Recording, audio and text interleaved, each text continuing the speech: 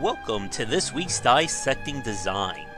For tonight's video, we're going to be looking at Anno 1404, or as it's otherwise known as Dawn of Discovery. This is part of the Celebrated series by Blue Byte, who have been making the game since the mid-90s.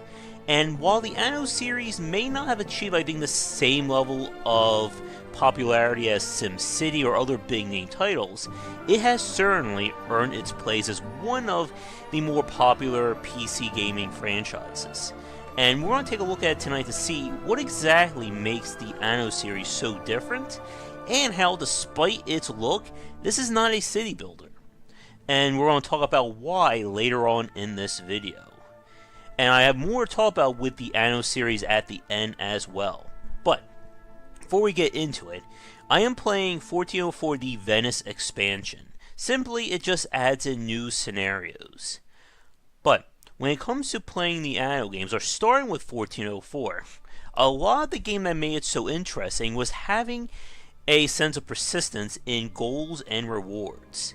Whether it's in your medals over here, did not mean to exit out, there you go, achievements, and including bonus content.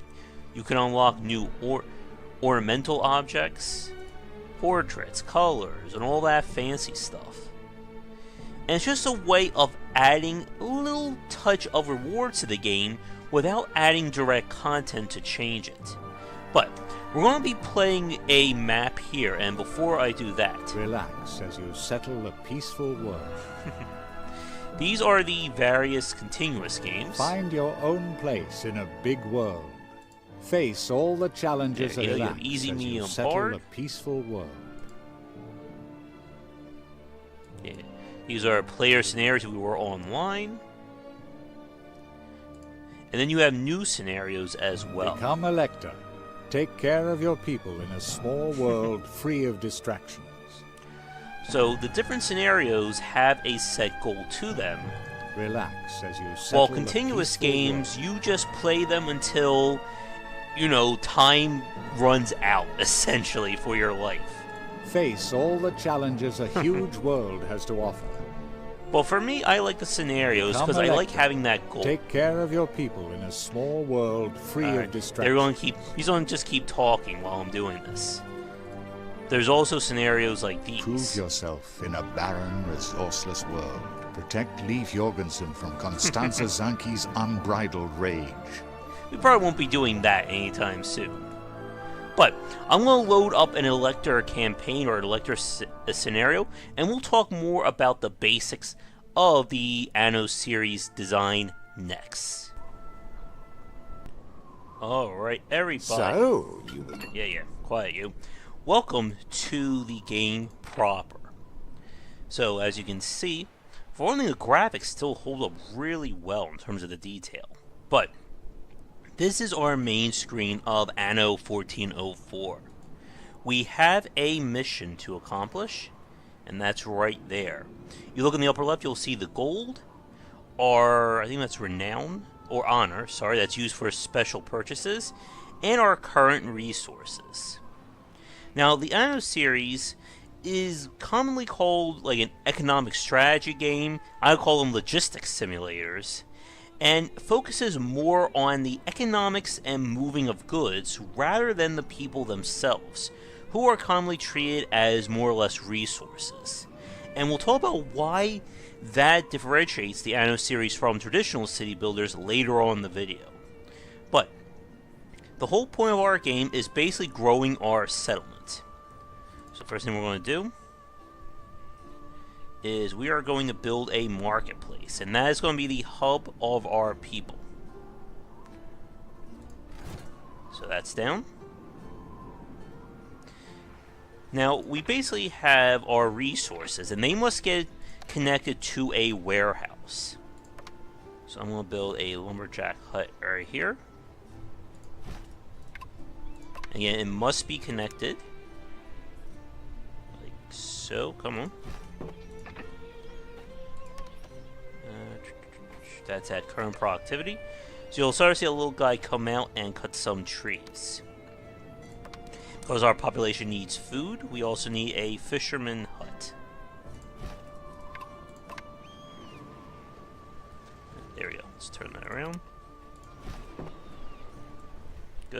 This is a stone deposit, which we'll be using hopefully later on in this video, but we'll see how far we get. Now that we have the basics going, we need to get our money coming in. And to do that, we need people. So I'm going to build some houses right here. Now they must be connected by road to our marketplace, or they will not be happy. Again, I'm not going for a perfect optimization. We're just going to focus on getting things going like so. Now that they're connected, you can see their happiness up here, as well as what they're looking for down here. It won't be long before I can buy that field behind my house instead of just leasing it. Thank you. So the goal is we want to keep growing while maintaining a positive balance, because if we run out of gold, we're basically in trouble. I'll build a road up here. Get some more homes. And as you can see, we're running out of wood as we're doing this. So I'm going to build a second hut over here. Where are you?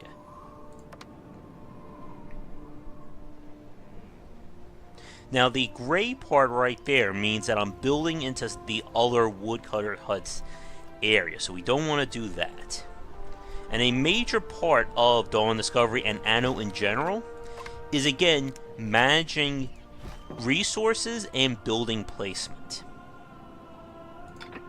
Now we are still in the red, which is not good, so let's see if we can do something about that.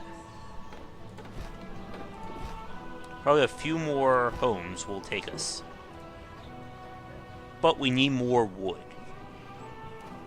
So if we watch right here, you'll see our little guy is cutting. Once there's enough resources, our warehouse is going to go over here and grab it. Meanwhile, food's coming in as well. And as you can see, building opportunities have been expanded. And as you can see, we're finally in the green. Now, the idea is that your peasants, or your actual people living in your settlements, they are the gatekeepers towards unlocking new buildings and things to do. So, we've unlocked the next thing. They want cider. They need a drink. So what I can do is we'll need to build a cider farm. Once we have enough wood. I'm going to turn on fast forward here.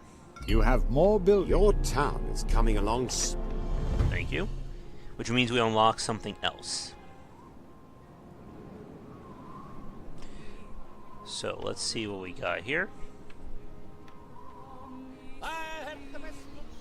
And they're of course talking while we can zoom in and listen to them. Let's see.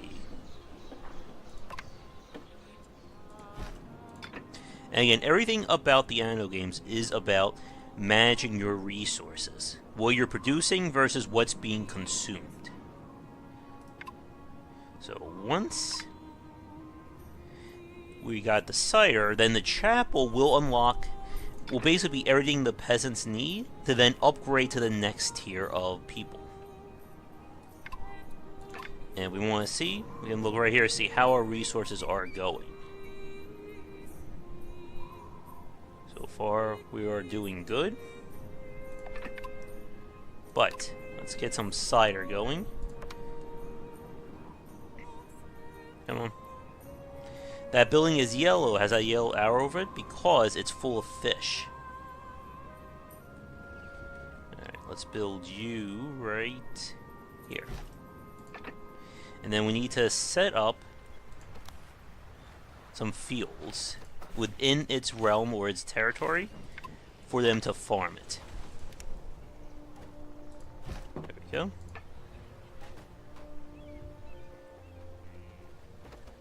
Come on, you need to grab that fish. Basically just one cart who's doing the job. So we'll just request that. Wonder why he's not grabbing it.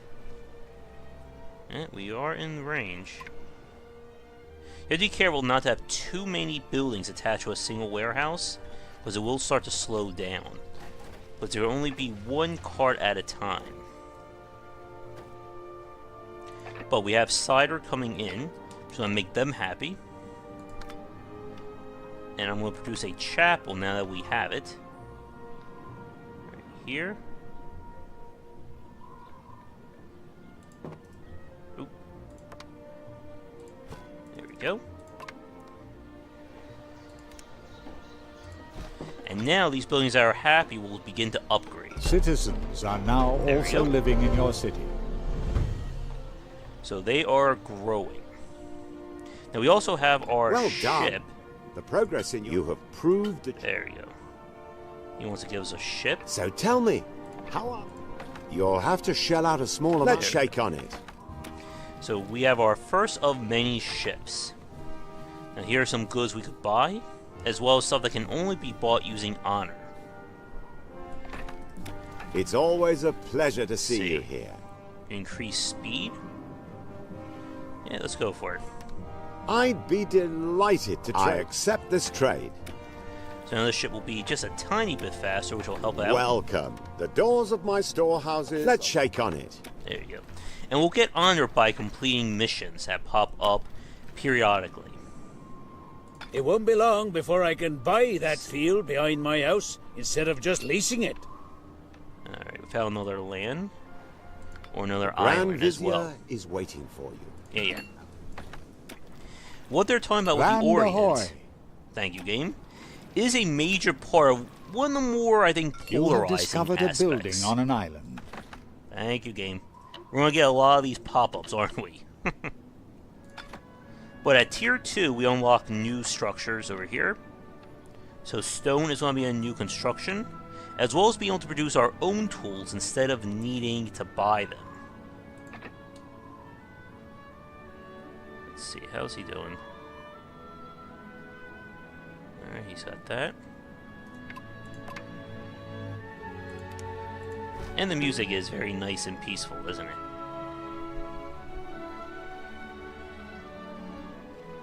There you go, you got the fish. This ship's crew can be trusted. We can also set stuff up to be bought and sold from our warehouses. But what I'm going to do is we're going to pause things here, and in our next part I'm going to build forward until we unlock the Orient, and we'll talk about what that additional area does to the dynamics of the Anno, to Dawn of Discovery. So I'll see you all in a minute. Production has been Alright, disrupted. welcome back. It's been a few minutes since we last saw each other, but in the meantime, I have settled in the Orient, and this represents the big departure that previous Anno games had from Dawn Discovery, and how things changed going forward. And this is what happens. Right now, my settlement over here, our people are almost ready to go to Stage 3. But to do so, they need spices. Unfortunately, spices do not grow on these northern lands. Instead, we need to create the spices down here in the Orient area and then transport them up. And this is where the economic strategy of the Anno series comes into play. So here's what I need to do. I need to set up a ship route. We're going to start here. And we are going to load. Let's load 5 wood.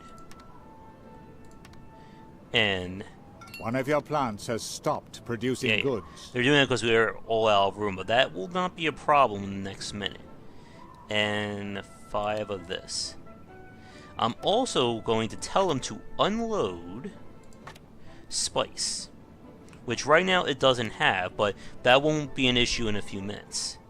Now I'm going to go down here, and I'm going to tell it to unload the wood, unload the tools. I want to add the spice, because despite being built down here, they will never use that. I'm going to add my topaz ship, And that is the route. Production. Grant me the honor of your support. Alright. He wants hemp, apparently. Which, thankfully, I produced extra. So I'm going to send that down here. While they're traveling, what's happening is this ship is going to go forward. It's going to come down here and deliver goods. The goods are going to be used. Production has been disrupted. It's going Did to you take... manage to deal quiet, with this? game. Oh, wonderful. Doesn't this game know I'm trying to make a video? It's going to take the spices and bring them back over here. And once they make it back to our warehouse, these guys will start to upgrade. There's nowhere in the world finer than here. There we go. Well done. The progress. And we now have patricians. And this is basically how the feedback loop of Anno works. We build our settlement up to an area where it's sustainable, then we grow it, adding more elements to the resource chain, then try to get it stable again so that we can grow more. And now these people are giving us a lot more money, but they're also a lot more picky.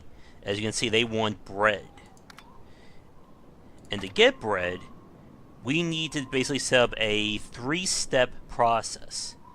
Create the wheat, to then turn into flour, to then turn into bread. There's also military options as well, but this is a peaceful map. But while they're busy getting things up there, I want to talk about the Oriental side of things with Dawn Discovery. This would become the biome system in future Anno games, and future being a very apt term. But down here, they require their own specific buildings and their own specific needs. So right here, I'm going to build a few more nomad houses. And the only way they can farm resources is I have to build Noras that will green or they'll cultivate the land.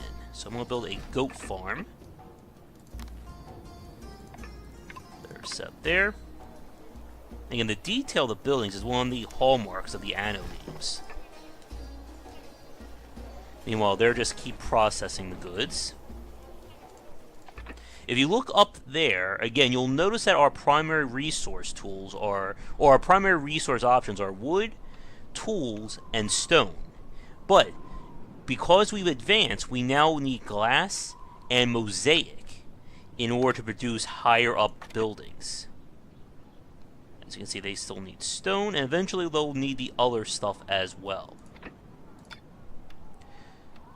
Now, as you can see, we are running out of cider because we've built more people than what we can produce, so that means we need another cider farm.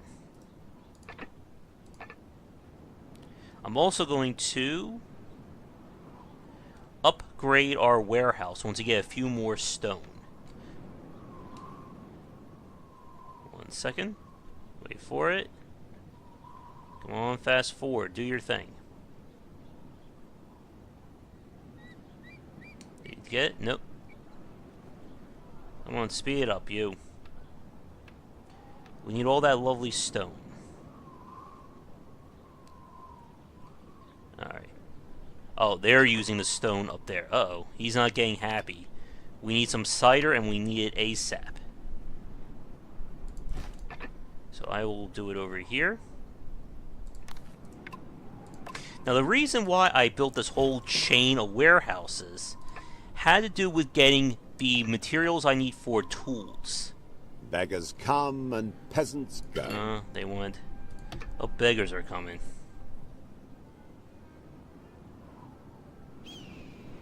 Can never win, right? Can't keep everybody happy. But once that second cider gets going, our people will get happy again. There we go. Come on. Don't send us away. We won't cause no trouble, promise. Nah. As if our lot wasn't hard enough already. And we're being mean today, Strolling aren't through this splendid town. Watch out that these beggars don't band together. we? Yeah. We should be fine, right? Meanwhile, they are now happy enough that we produce more we can upgrade. This choice of buildings should help you to find your feet here in the Orient. Now, the thing about the Orient is that we can't just get new buildings by building our town up. Instead, we need to get favor with the Grand Vizier to unlock Tier 2. Alright, how are we doing? Are they happy now? And if you're ever unsure how things are going, you just look at your warehouse. So you can see we are losing wooden tools, so that's because we're building them. We have enough garments. Uh-oh. Cider is coming in. I need your assistance with this. Oh, jeez. Come on, man. We're trying to put a video together for the folks. But it's probably time to build a second fisherman hut. There we go. And again, the cycle just continues. Now, where's my other ship? Not you. There you are. So we have a little bit of a mission. And these missions are procedural. So we never know when they're going to show up or what the objective is. But typically, they will give us something we can use. So very quickly, I will do this while we wait for our resources to be coming in. And again, if you notice, our money is still in the green. And that is very important. Because without money, we can't correct if there is an issue. Alright, so they're all happy. They're as happy as they're going to be. These guys are so picky they need a second church for their prayer. Have you fulfilled your... I'm delighted. So we got this guy. It's basically like a little ways of optimizing or enhancing our ships. Meanwhile, that is looking good. Basically, our money should be stable. If it starts to dip, it means that something is not being kept. So my question is, why does our money keep going up and down? Is it because they need more milk? No, that's good. What do you people want from me, right? Cider is good. Clothing is good. Now here's a good example of that min-maxing going on.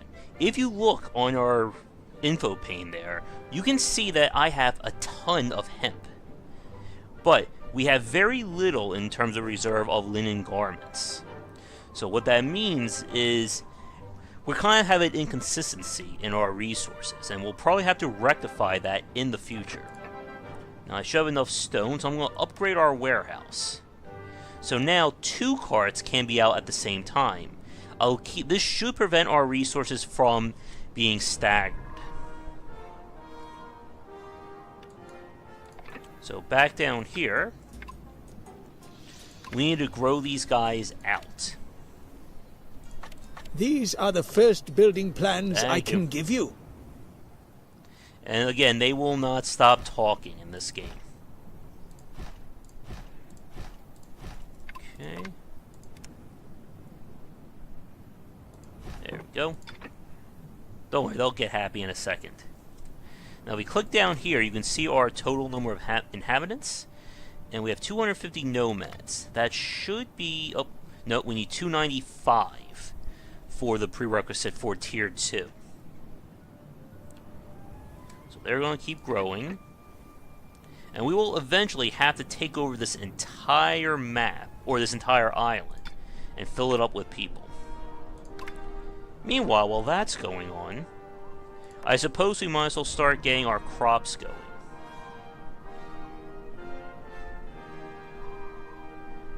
Alright. Now this is where some of the more advanced logistics come into play.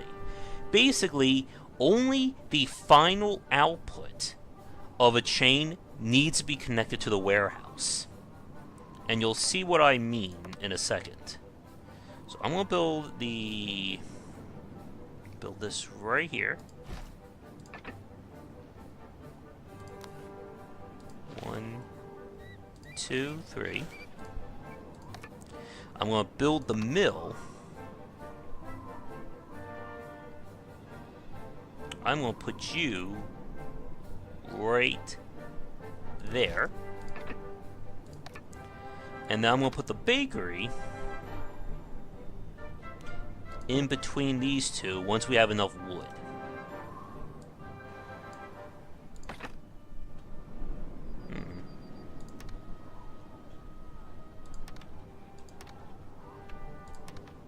Apparently these places are filling up. So what I'm going to do is we're going to come back over here to our route. And we're just going to cancel that for right now. So back to what I was doing. So then last but not least, I'm going to take the bakery. I'm just going to put it between these two.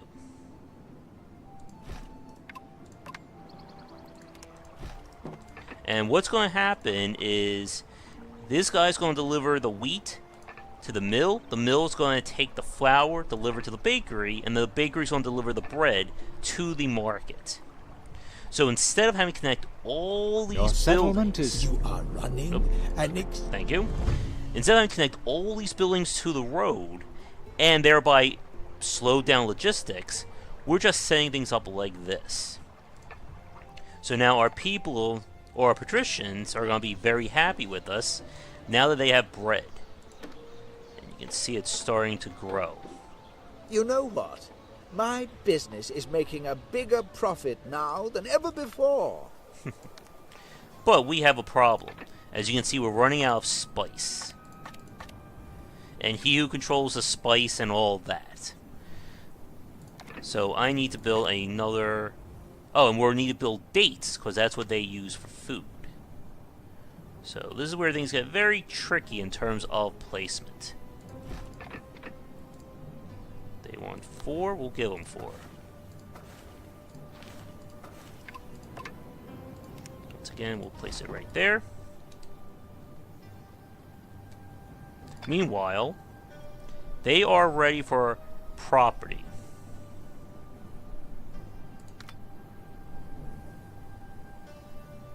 Now, what do they need for property?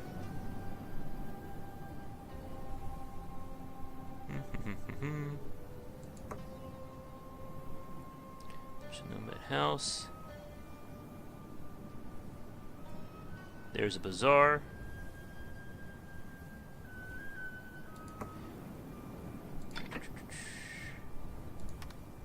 Ah, they need carpets.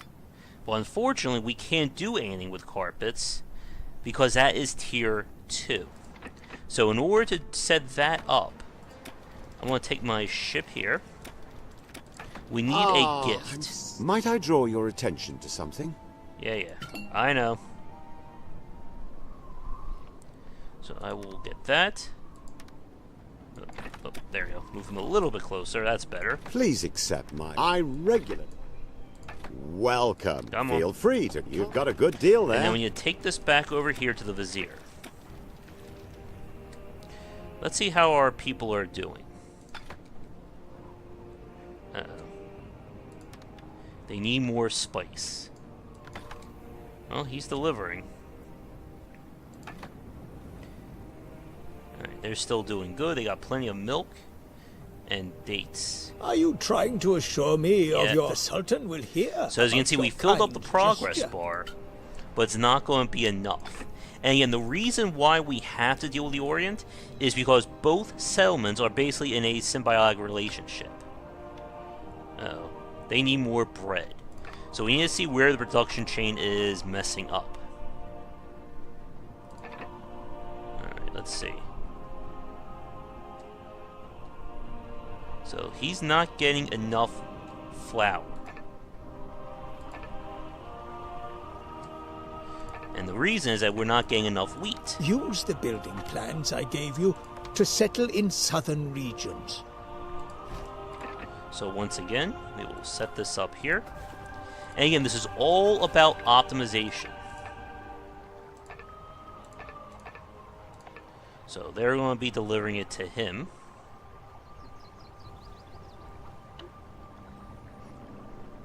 And hopefully that should free up the production chain. Now, if we start to run out of room, we can also expand our storage. Where are you? Yeah, small storehouse. You already have that. If we were building an offensive map, or higher, we would need these additional buildings. So let's see how we're doing now. Production has been disrupted. Yeah, we know. Basically, due to the amount of time it takes to transport goods across, you always want to build more of the resources than you actually are needing. It's better to be in the green than it is to be in the red. So I'm going to build right up there. We will get another one. There we go.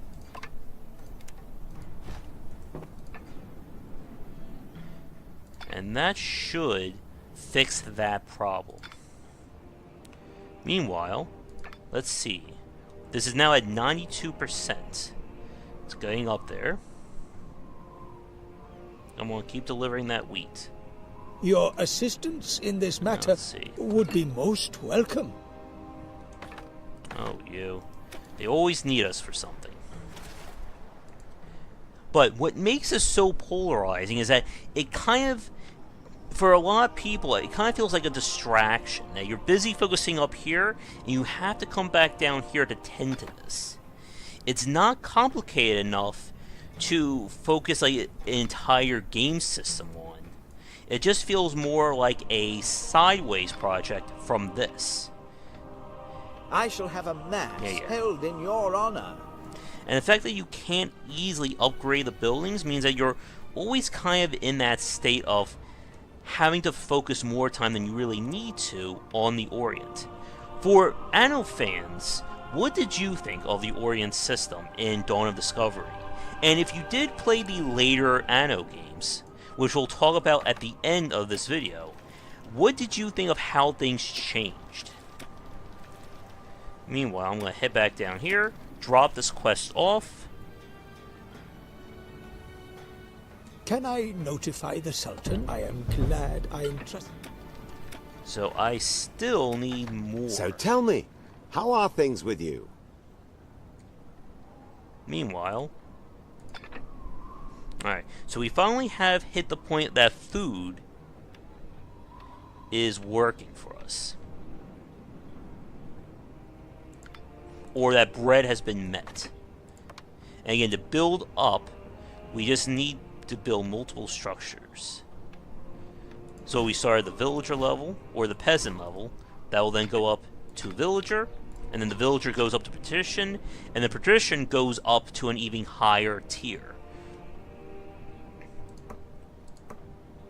And as you can see, they're going to want a lot more as time goes on.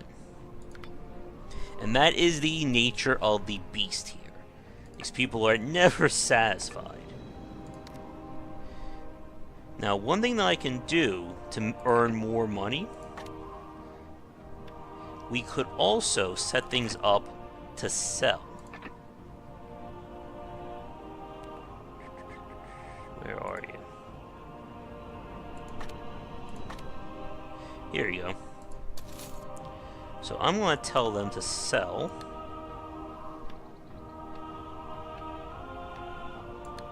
Five of that. And 5 of that.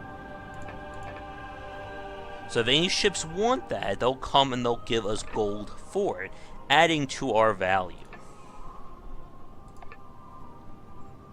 But if we come back over here, you can see that we're still hurting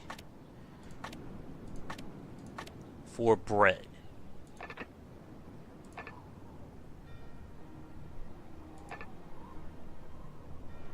And it sounds like we need more wheat. Or actually, we may need another mill. Because this is already at 100%. And it's probably not going to go further. So again, I will build a second mill. And as long as they're within that radius, we don't need a road to connect. So again, this is our little wheat section right here. The bread district. Allah bless you. Alright, he just gave us some gold. Because You the resources aren't doing mind anything if I gave you some? You have a true knack.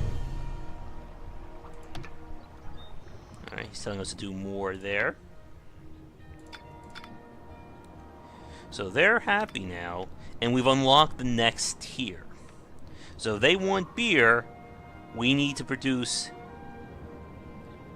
but here's the problem. We can't build herbs here. Let's see, who has herbs we can do? Yeah, so this is when the things get bigger. But I'm going to talk about that in our next section, because we're going to focus now on why the Anno series is not considered a true city builder. But we will talk about that next. Now, when it comes to the Anno games, as we've said a few times in this play, Anno is not a city builder. And it's more about resource management than anything else. And this is going to be our time to talk about this. When we talk about traditional city builders, SimCity, the Impressions era, and other franchises, there is a simulation model that runs underneath everything in terms of how citizens behave, where they go for resources, and how things are structured around that. Anno doesn't do any of that. In this game, our people right here are simply resources. As long as they are connected to a marketplace, no matter what the distance is, they get everything they need. The only real element of simulation is how goods are moved or distributed. As we talked about in the last part, setting up these chains for our various goods. And let me just set this up here really fast. That should fix that up. But again, our city is basically a machine. If we don't touch it, as long as the buildings, there's no like random events that screw with it, everything will remain as it is right now.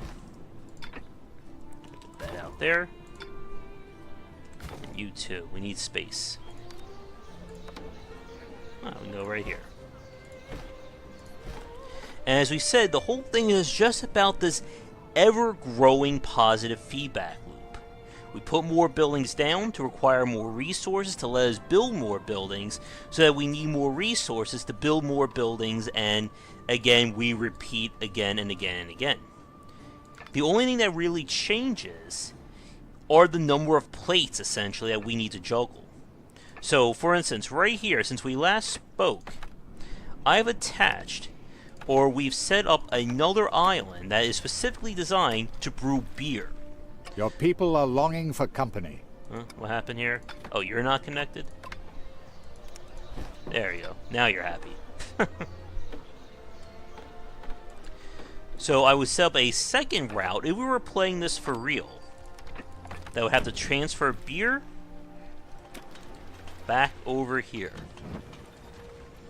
And then in turn, that keeps our patricians happy. I shall have a mass held in your honor. But another great example of the difference between a city builder and something like Anno would be city skylines, which use a very interesting traffic simulation model for how cars and people get around that is built as a foundation for how we build our cities. Again, in this game, it's just simply min-maxing. There's no random events that are going to mess with anything. There's nothing here that's going to affect our chain other than what we do with it. So like right now, we are basically swimming in bread, which means I can build more here. But eventually we will need to expand further. Like right here would be the perfect case. We're running out of room in this little area, so the next thing I would need to do would be to build another marketplace. But then if I build another marketplace, I need to build these specific buildings to keep those people happy and bump things up further. All the while, if we want to go to our next chain, I actually need to build buildings down here. We need to get a quartz miner, because we need quartz and potash, which we can build right here, to build glass. Glass is needed for the church, and then the church will bump things up where we'll need things further.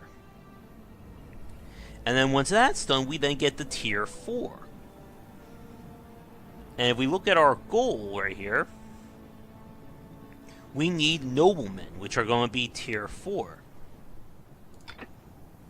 And the cycle continues again and again. And what this means is that while there are a number of things to go for with the various scenarios and what you're doing in there, everything just plays very mechanically.